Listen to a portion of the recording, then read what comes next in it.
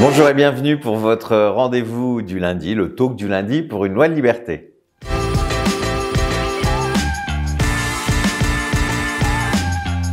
Eh bien, comme vous le savez, l'ADMD Tour continue. Merci aux jeunes qui se mobilisent. Merci Benjamin, merci Maxime, merci Franck.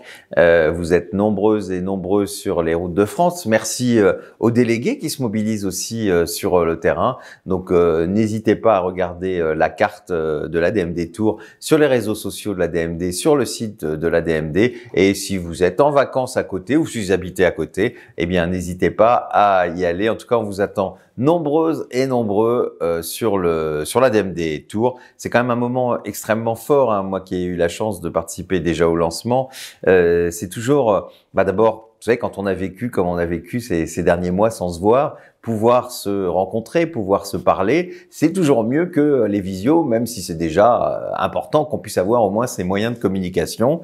Et puis là, vous avez des jeunes qui viennent vous parler de la question de la fin de vie, des directives anticipées. Donc, n'hésitez pas à y aller. C'est en plus un moment extrêmement convivial. Et j'embrasse encore toutes les jeunes et tous les jeunes qui s'occupent de cette ADMD Tour.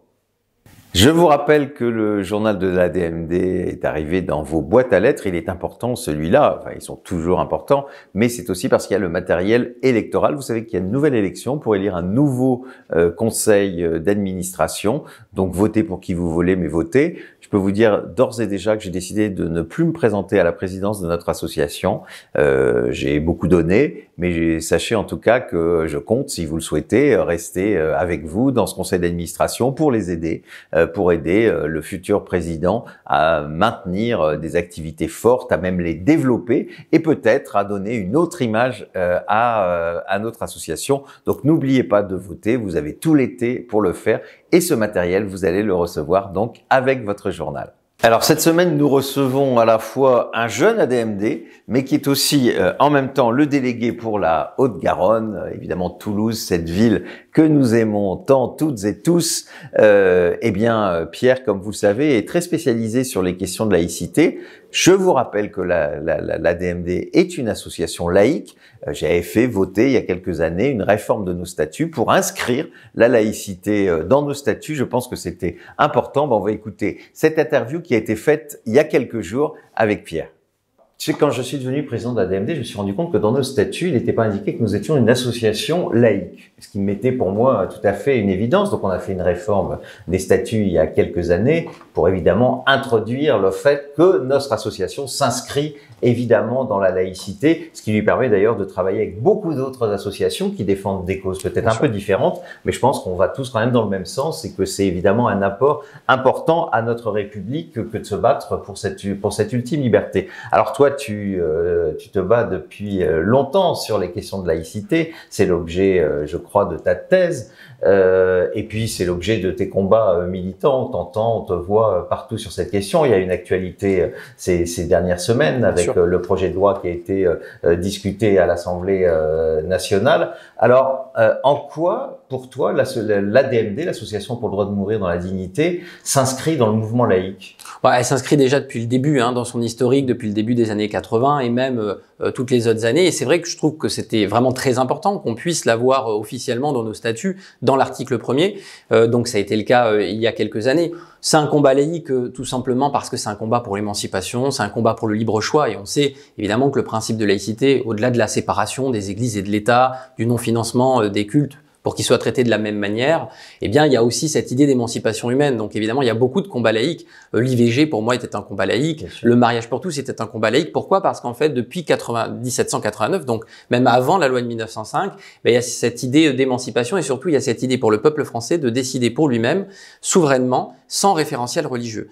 Et donc, ça ne veut pas dire qu'on n'a pas le droit d'avoir des référentiels religieux, mais simplement qu'on ne fait pas la loi avec des référentiels religieux. On les fait avec des référentiels de la rationalité humaniste, avec des valeurs qui sont celles évidemment de la République et celles de la Révolution française. Et donc évidemment, eh bien le combat pour une fin de vie digne que l'on fait et que tu fais depuis de si nombreuses années, et vraiment je veux t'en remercier encore une fois. Eh bien ce combat-là, il s'inscrit pleinement dans cette dynamique du concept de laïcité parce que c'est un combat d'émancipation et du libre choix, tout simplement. Alors comment dire, la DMD a certains adversaires qu'elle ne souhaiterait pas avoir. D'ailleurs, je pense aux responsables des soins palliatifs qui devraient au contraire mener ce combat avec nous puisque nous battons pour l'accès universel aux soins palliatifs. Et je pense à certains responsables religieux.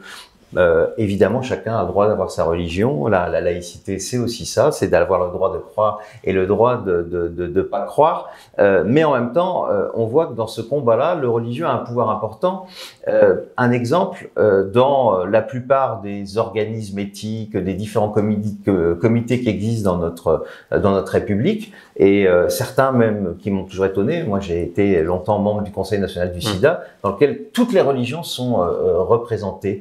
Qu'est-ce qui explique que dans notre pays, alors qu'on est, par exemple dans le Conseil national du SIDA, un représentant des religions, pourquoi pas, mais avoir toutes les religions représentées quand tu as à peine 2 représentants des usagers de santé, 2 représentants des malades, ça pose un problème et on voit ça évidemment au Conseil national d'éthique, enfin dans différentes institutions. Comment on explique le poids qu'a la religion dans nos propres institutions alors que nous sommes dans un pays laïque? C'est une vraie question qui se pose depuis très longtemps, en tout cas dans les débats sur la laïcité. Est-ce que on est dans une démocratie, donc il est bien normal que des associations religieuses donnent leur avis dans la démocratie et disent je suis d'accord avec ça, je suis pas d'accord, voilà notre message. Ça, il n'y a pas de difficulté. Mais c'est vrai qu'à partir du moment où elles s'inscrivent dans des organismes comme tu les as décrits, qui relèvent simplement de l'intérêt général, on peut se poser la question et être contre. Et moi, à titre personnel, c'est vrai que je suis plutôt contre, pas qu'on ne prenne pas leur avis en compte, qu'ils soient auditionnés à la limite, mais pas qu'ils en fassent partie de manière permanente. Ça me semble évidemment contraire, en tout cas, à la manière dont j'envisage le principe de laïcité, d'autant plus qu'on discrimine en plus des religions,